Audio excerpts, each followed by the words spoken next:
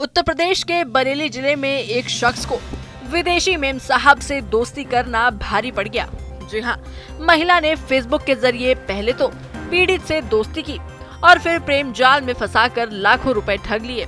इस मामले को लेकर परिवादी की ओर से थाने में शिकायत दर्ज करा दी गई है। पूरा मामला जिले के सुभाष नगर थाना क्षेत्र का है।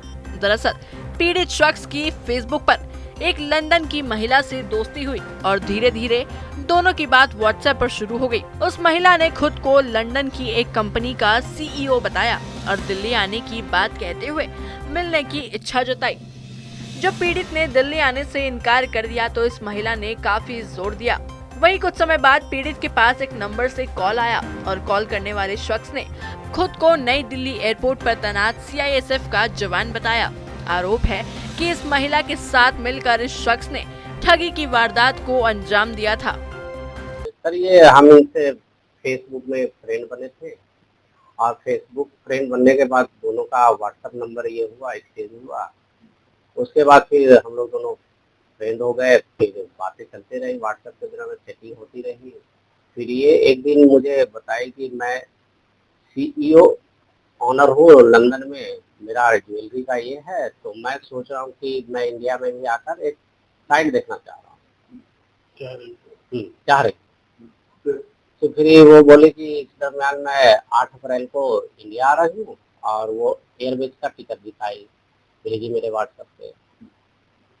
फिर 8 अप्रैल को सुबह 10 बजे के करीब ये मुझे फ़ोन कर रही कि मैं इंडिया नई दिल्ली इंटरनेशनल एयरपोर्ट पे आ गई हूँ और एक सीआईएसएफ जवान से जो भी है वो बात करवाई कि ये सीआईएसएफ का जवान है, आप इससे बात करिए, टॉक कीजिए। बता दें, जिस शख्स ने पीड़ित को फोन किया उसने खुद को नई दिल्ली एयरपोर्ट पर तैनात सीआईएसएफ का जवान बताया और कहा कि लंदन से आपकी एक दोस्त आई है और उसे भारत में रुपयों की जरूरत है। उसके पास विदेशी मुद्रा है जो वह लौटा देगी।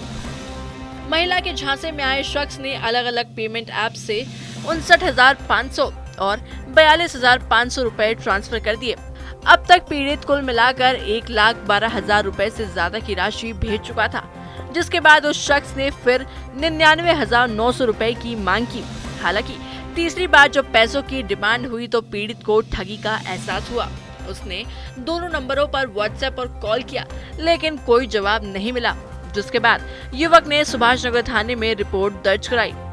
तो वो मुझसे बात करवाई, लेकिन वो सीआईएसएफ जवान बोला कि इनके पास कागज अधूरे हैं और इनको इंडिया करेंसी की सख्त जरूरत है।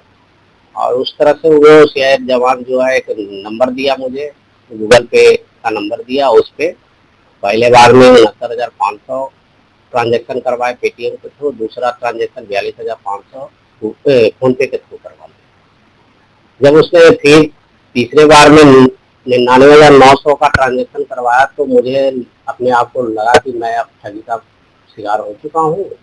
तो फिर मैंने तीसरा बार ट्रांजेक्शन करने से मना कर दिया और उससे ये बोला कि आप जो मेरा पैसा गया है 1,12,000 वो हमें पहले वापस करो। तो जब मैंने 2-3 बार कॉल करा उसका फोन बंद चला गया, फिर उधर से कोई रिप्लाई नहीं आया। तब फिर मैंने एसएसपी साहब के पास जाकर एक आवेदन किया। तो फिर बातें करती थी।